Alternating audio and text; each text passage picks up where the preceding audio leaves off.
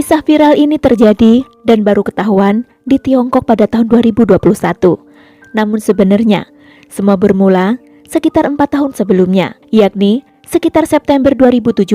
Seorang pria berusia 28 tahun yang hanya dikenal sebagai Lu, mulai berkenalan dengan seorang wanita bernama Yang di platform jual beli barang online. Perkenalan dimulai ketika Lu meminta bantuan Yang tentang cara mengenali produk yang asli dan yang palsu. Hubungan mereka kemudian menjadi semakin dekat dan akrab, sampai-sampai Lu mulai tertarik pada Yang meskipun dia belum pernah bertemu wanita itu secara langsung. Singkat cerita, 2 bulan setelah perkenalan, Yang bercerita pada Lu bahwa dia akan dijodohkan dengan pria lain pilihan keluarganya. Karena Yang tak mau dipaksa, ia berniat untuk kabur saja dari rumah. Mendengar hal tersebut, Lu yang telah memiliki rasa cinta pada Yang rela pergi ke kota Fuyang tempat tinggal Yang. Dengan jarak kurang lebih 400 km dari Yangzhou, tempat tinggal Lu, dengan perkiraan waktu tempuh sekitar 5 jam, hanya demi membantu Yang untuk kabur. Lu melakukan ini untuk membuktikan kesungguhan cintanya pada Yang. Namun sayangnya, saat Lu tiba di Fuyang, dia justru kecewa karena Yang tidak pernah muncul untuk menemuinya seperti yang dijanjikannya.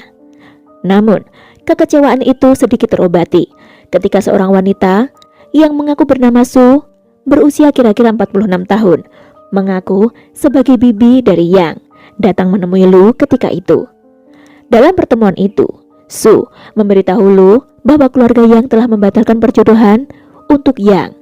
Pembatalan itu karena adanya ancaman dari Yang mengancam akan kabur dari rumah jika tetap dipaksa untuk menikah. Lu mendengar itu tentu saja merasa lega dan senang. Sebelum akhirnya kembali ke Yangzhou meskipun tanpa berhasil bertemu dengan Yang, wanita yang dicintainya. Pada Maret 2018, Lu sekali lagi pergi ke Fuyang dengan niat untuk bertemu dengan wanita yang dicintainya. Hanya saja, sekali lagi Lu kecewa. Kali ini Yang memberikan alasan bahwa gerak-geriknya diawasi ketat oleh keluarganya, terutama dalam hal penggunaan telepon. Karena itulah, ia beralasan tidak bisa bebas menghubungi Lu apalagi menemuinya. Kemudian Lu diberitahu bahwa bibi dari Yang, yakni Su, berencana dalam waktu dekat akan pergi ke Yangzhou. Su yang nantinya akan menjadi perantara untuk komunikasi hubungan antara Yang dan Lu supaya mereka bisa berkomunikasi dengan bebas dan bisa menjalin hubungan lebih serius lagi. Lu tentu saja sangat senang karena dia sangat mencintai Yang. Kira-kira 3 bulan kemudian, Su benar-benar tiba di Yangzhou. Menyadari status Su sebagai pengangguran dan pendatang, Lu berbaik hati dengan mengundang bibi dari pacarnya itu untuk tinggal di rumahnya saja. Kesempatan ini tentu saja diambil dengan baik oleh Su. Dengan senang hati tentu saja. Bahkan, Su dipercaya untuk membantu mengelola bisnis barang bekas yang dimiliki oleh Lu. Tak tanggung-tanggung, Su tinggal di rumah itu selama 3 tahun. Dan selama itu pula, sebenarnya keganjilan-keganjilan sudah mulai tampak. Lu selalu disuruh oleh Su untuk turun atau pergi ke parkiran jika dia ingin berbicara dengan Yang di telepon. Si bibi beralasan hal tersebut perlu dilakukan untuk menghindari kemungkinan terjadinya kesalahpahaman di antara mereka nantinya. Juga tidak pernah diperbolehkan untuk melakukan video call sama sekali. Lu juga diminta hanya menghubungi Yang sesuai dengan jadwal yang diatur oleh Su. Lagi-lagi dengan alasan bahwa Su yang tahu seluk-beluk keluarga Yang. Pada saat yang sama, Lu juga selalu diminta mengirimkan sejumlah uang kepada Yang setiap bulan. Dalam telepon, Yang mengatakan dia akan menyimpan uang-uang itu untuk pernikahan mereka kelak. Dan di sini anehnya, Lu percaya saja. Seharusnya sampai sini Lu sudah mulai sadar ada yang tak beres. Namun benar kata pepatah, terkadang yang namanya cinta itu memang buta. Lu bahkan tidak mencurigai Su atau Yang saat itu. Sepandai-pandainya tupai melompat, toh akhirnya suatu saat akan jatuh juga ke tanah.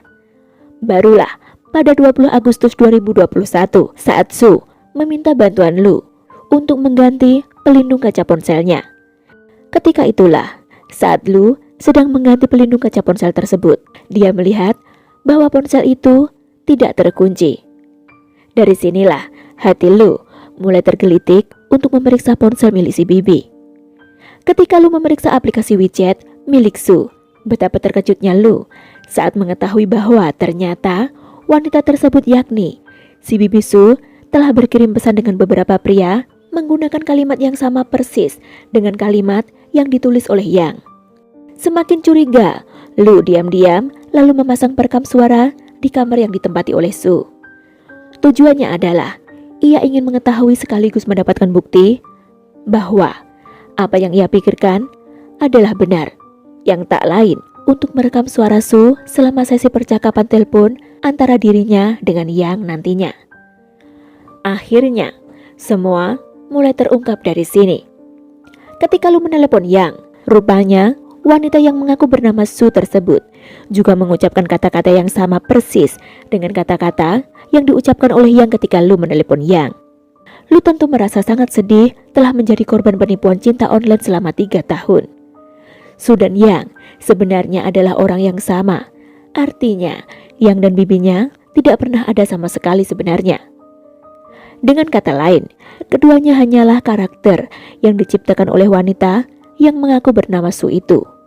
Su yang dipanggil polisi untuk bersaksi, awalnya hanya diam saja saat ditanya semua tipu muslihatnya selama ini. Ia masih sempat membuat keterangan bahwa itu hanyalah fitnah yang dibuat oleh Lu untuknya. Namun, ketika polisi menunjukkan rekaman suara yang diserahkan oleh Lu beberapa saat sebelumnya, barulah Su, wanita berusia 46 tahun itu, tak bisa berkutik lagi. Ia mengakui semuanya. Su bahkan ternyata memiliki beberapa akun WeChat dengan membuat karakter beberapa wanita yang berbeda-beda. Jadi, dia pura-pura menjadi beberapa wanita untuk menipu dan mendapatkan keuntungan untuknya sendiri.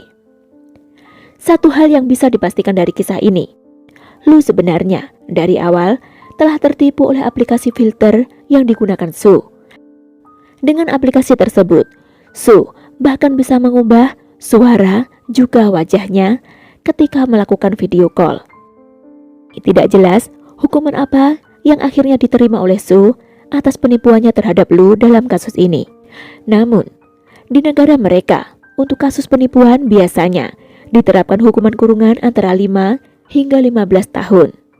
Nah, boloku, kita fokus ke kisah dan kasusnya saja, dan serta mengambil pembelajaran dari semua ini.